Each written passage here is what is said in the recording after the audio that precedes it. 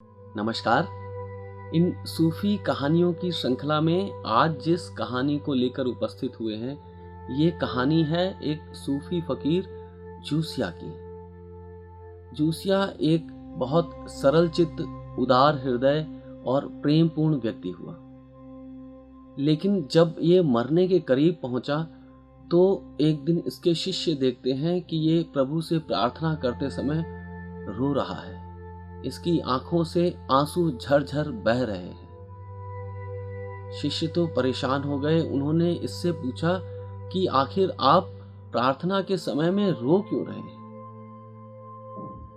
तो जूसिया कहता है कि अब जब मैं मृत्यु के करीब हूं और मुझे पता है कि जब मैं परमात्मा के समक्ष खड़ा होऊंगा तो वो मुझसे ये नहीं पूछेंगे कि जूसिया तुम मोसेस की तरह क्यों नहीं हुए। अगर वो ऐसा पूछेंगे तो मैं कह सकता हूं कि मुझमें वो गुणवत्ता नहीं थी, मुझमें वो गुण नहीं थे, वो प्रतिभा नहीं थी, इसलिए मैं मोसेस की तरह नहीं हो पाया। अगर वो मुझसे कहेंगे कि तुम अकीदा की तरह क्यों नहीं हुए, तो भी मैं कह पाऊंगा कि क्योंकि मेरे पास में वो गुण नहीं थे, वो प्रतिभा नहीं थी, वो परिस्थितियां नहीं थी, वो वैसे मुझे गुरु नहीं मिले, इसलिए मैं अकीदा की तरह भी ना हो पाया। लेकिन मुझे पता है परमात्मा इस तरह मुझसे कोई भी सवाल नहीं करेगा। वो अगर कुछ पूछेंगे तो यही पूछेंगे कि जूसिया तुम जूसिया की तरह क्यों नहीं हो पाए। और मुझे पता है कि मैं कोशिश करता रहा औरों की तरह होने की, और मैं खुद जो था वो पूरी तरह हो ना पाया।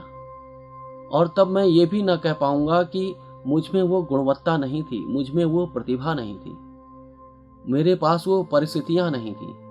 क्योंकि परमात्मा तो कहेगा कि मैंने जब तुम्हें जूसिया की तरह संसार में भेजा तो तुम्हारे पास में जूसिया होने की पूरी संभावनाएं थी। पूर्ण रूपेण अपने आप को उपलब्ध हो सकते थे, अपने भीतर छिपे जीवन को जान सकते थे और परिपूर्ण रूप से खिल सकते थे। लेकिन मैं तो दूसरों की तरह होने के प्रयास में जीवन भर उनकी नकल ही करता रहा। चित्त में थोड़ी सरलता तो आई, थोड़ा प्रेम भी आया, लेकिन मैं स्वयं को अभी तक भी जान ना पाया। तुम लोगों के हिसाब से तो मैं संतत्व को उपलब्ध हुआ, लेकिन मुझे पता है मैं आत्म उपलब्धि को पा न सका। मैं स्वयं अपने भीतर छिपे जीवन को जान न सका। मुझमें जितनी भी संभावनाएं थीं, मैं उनको पूरी तरह प्राप्त न कर पाया। कारण मात्र इतना ही था, मैं हमेशा दूसरों को देखता रहा, दूसरों की प्रतिलिपि बनने की कोशिश करता रहा। और आज जब यह जीवन छूटा जा रहा है तब मैं दुखी हूं, उदास हूं, क्योंकि मैं पूर्ण रूपेण स्वयं ना हो पाया। तो ये थी छोटी सी कहानी। तो देखें, हम भी कहीं ऐसा ही तो नहीं कर रहे हैं। दूसरों के जैसे बनने की कोशिश में हम खुद जो हो सकते थे वो होने से भी चूक रहे हों। ये कॉपी कैट के जमाने में हम ओरिजिनल कॉपी होना ही भूल गए, जबकि हम जैसे हैं वैसे ही अपने आप में सर्वांग रूप से सौंदर्य को उपलब्ध हो सकते थे। अपनी पूरी प्रतिभा के साथ में स्वयं अपने रूप को, अपने स्वरूप को, अपने भीतर छिपे जीवन को उपलब्ध हो सकते थे, उसका साक्षात्कार कर सकते थे, जीवन में हर तरह की सफलता प्राप्त कर सकते थे। जो हम होने को हुए हैं, जो प्रतिभाएं हमारे पास में हैं, वो छिपी ही ना रह जाएं।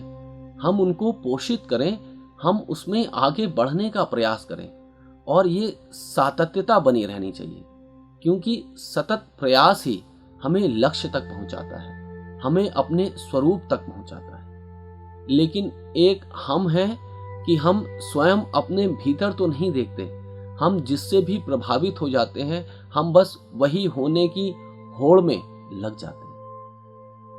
तो हम ना खुद रह पाते हैं, ना वो बन पाते हैं। उस जैसा तो बन पाना असंभव ही है, क्योंकि प्रभु के संसार में कोई प्रतिलिपियां नहीं है। हर कोई अपनी तरह अनूठा है, एकमात्र अकेला है।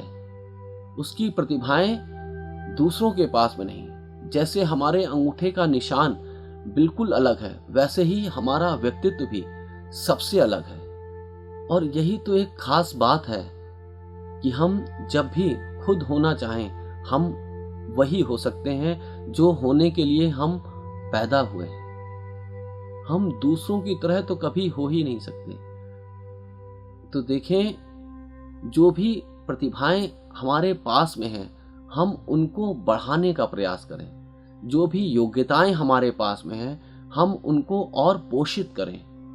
ऐसा ना हो कि जीवन हाथ से निकल जाए और हम खुद स्वयं न बन पाएं, और औरों की तरह तो हम क्या बन सकेंगे। तो देखें, झांकें अपने भीतर और स्वयं होने का प्रयास करें।